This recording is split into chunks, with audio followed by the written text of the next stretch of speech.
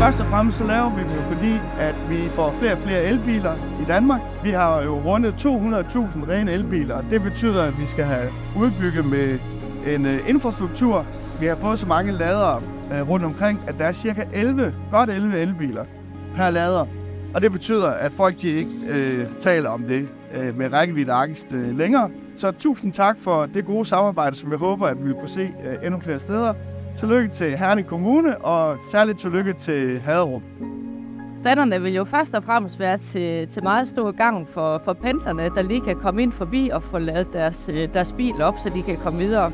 Arbejdet det vil fortsætte løbende, fordi vi ved jo godt alle sammen, at udviklingen går utrolig stærkt. Og vi er glade for i dag at kunne åbne den her lynladestation i Haderup sammen med Vejdirektoratet.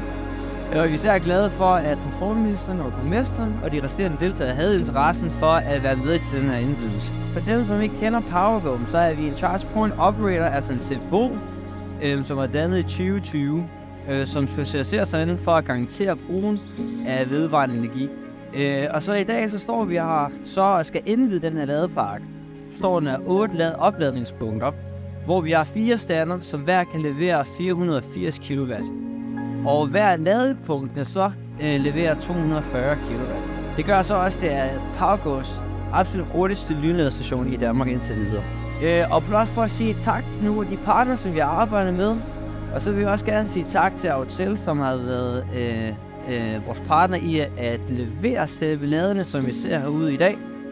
De har faktisk været campet herude de sidste 2 uger for at garantere, at det alt sammen lever op til de forventninger, som vi har sat til det her projekt.